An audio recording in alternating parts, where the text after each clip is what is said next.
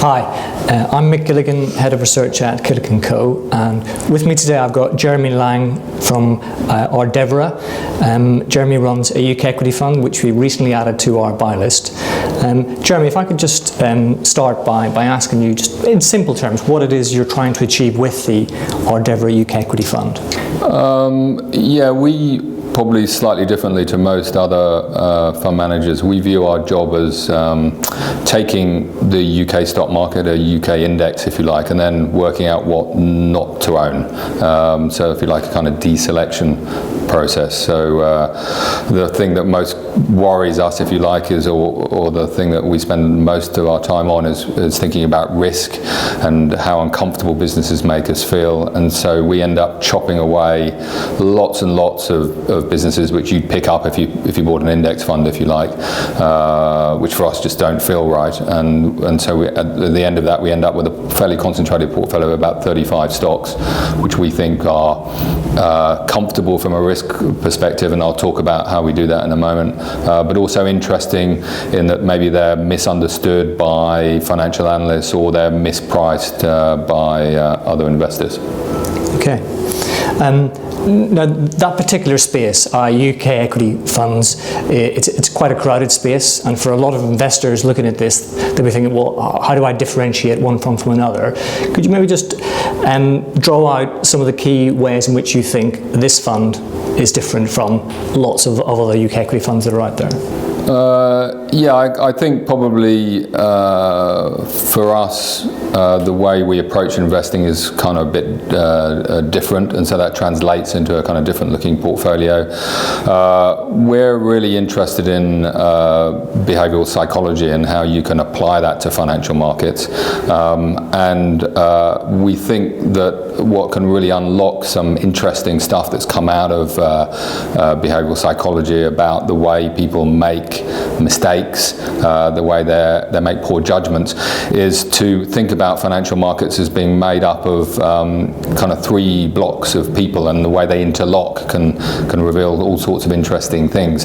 So behavioral psychology is not just about thinking about investor bias, if you like, trying to work out when investors are making mistakes. We think you also need to pay attention to two other really important groups. One are financial analysts. These are the guys that sort of fulfill the role of experts in financial markets. They always know more information than anybody apart from company managers. They act as a sort of conduit of information into the market. And we think that most investors use those people as a kind of a crutch to lean on, to kind of back up decisions they've already made. It's what the psychologists call third-party validators. And so what those people think, and more importantly, the mistakes that those people make in terms of their forecasting, can have quite a profound impact on the way subsequently investors behave. But the kinds of biases that those people slip into are quite different to investors, because they're just different sort of people and they're incentivized in different ways. So we spend a lot of time studying them as a kind of distinct group, as well as working out where we think other investors are kind of struggling. Plus also, in many ways, probably the most important group are company managers, the people that are running the businesses that we're investing in. And this again is probably where we're quite different to most other fund managers. We view company managers as if you like, the creators of risk.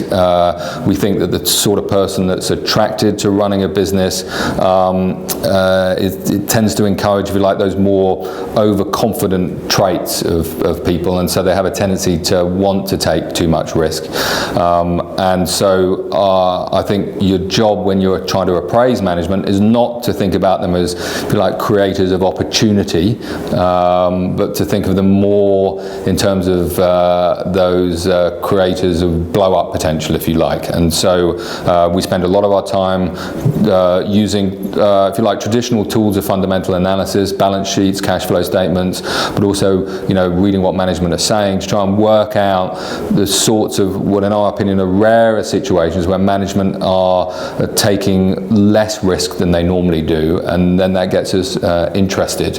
And then what we do is to sort of marry off those three groups. So we don't buy a stock unless we think management are being sensible, but then we either look for some evidence that investors are biased in some kind of way, or we look for instances where we think the analysts have kind of misunderstood how that business is run. And so that we don't find many stocks which kind of fit either of those two things, but what it does mean is we end up with a kind of slightly unusual looking portfolio where roughly half of the fund is in what look more like kind of value-y sort of stocks, where if you like, we're playing the investor bias bit, but then the other half will be in completely different looking stocks which look much more like growth stocks, and where really what we're doing is playing that kind of analyst bias bit. So you end up with this, say, fairly odd looking fund, but it's fairly concentrated, 35 stocks. And also the other thing we do is we short stocks. We go hunting for businesses where we think management are behaving unusually risky, but where, again, pairing it off on one of those other behavioral groups, whether we either think investors appear to be strangely relaxed about them, or where we think analysts have not spotted the risks that are going on, but things are starting to unravel. Right. So if we move from your portfolio, your fund, to the broader UK stock market, and clearly you've been in the market for a long time, you've been in the market for almost 30 years, so you'll have seen quite a few cycles over that period of time. A lot of the viewers will be, I'm sure, be interested just to hear what your take is on the market at the moment in terms of the medium-term outlook.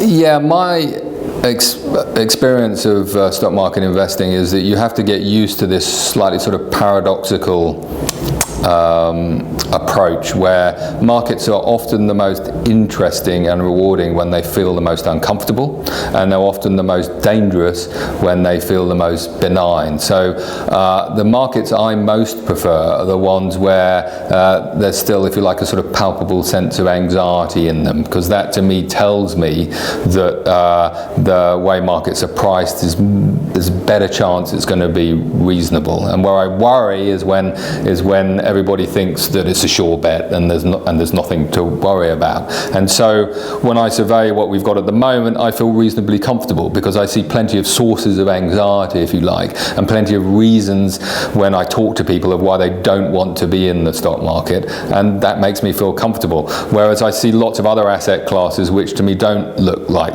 that.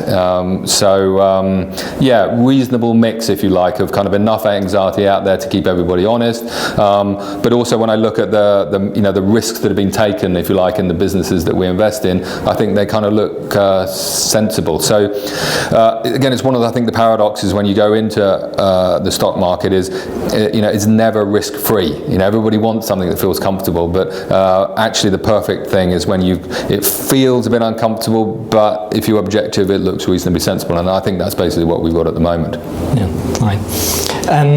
Now, one of the things that we look for in fund managers that we place our clients' capital with is an alignment of interest. And I'd just like to ask you to what extent you're personally invested in your own funds. Yeah, well, we set up Ardevora, myself and Bill Patterson, just over 3 years ago, and we set it up for a number of reasons. One of them is that we wanted to build a place where he and I and anybody else who wanted to come along could basically work forever, really, for as long as we could.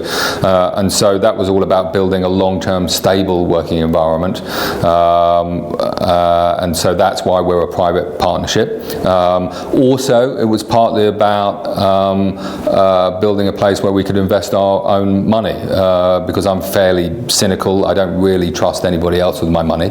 And so when we set things up, we kind of imagined ourselves as clients, and then imagine what we would want a fund management business to look like, how the fund managers were incentivized, and the structure of the funds. And so we built Ardevora that way, and then we knew we could trust the fund managers because obviously they're us. So I have all my liquid assets in the Ardevora funds. So does Bill. Also, just to compound my anxiety, I have my wife also has a significant interest, as does my mother-in-law well, and as is my mother, bless him. So I think we're probably about... No pressure. It's no pressure, yeah. So I think we're probably about as aligned as you could get. Okay, good. Now, you also have another alignment of interest, which is on a performance fee on one of the share classes on your UK equity fund, which is slightly different from the norm in that it's linked to inflation. Could you maybe just talk? Yeah, that's right. I mean, also, Bill and I, when we set things up, we just tried to go back to basics and think about what we would want out of our investments, and knowing that we're going to have to take risk.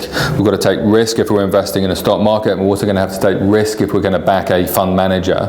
And so we thought to ourselves, well, at what level would we feel comfortable paying a performance fee where we think it's kind of worth it? And so our view was, well, there's no point in investing unless you're going to get back an amount of money which is considerably better than inflation, so that you can then buy more of the things that you want to buy when you finally want to spend your money. So you've got to have some kind of inflation-linked target.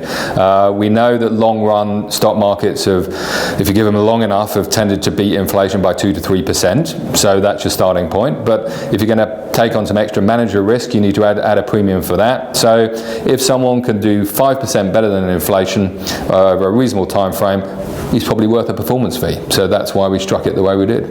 Okay. So just to clarify on that point, within the Ardevora UK Equity Fund, investors can either select for a 1% management fee with no performance fee, or a 0.5% management fee with a performance fee, which effectively has to beat inflation, UK RPI plus 5% per annum, effectively on a quarterly basis.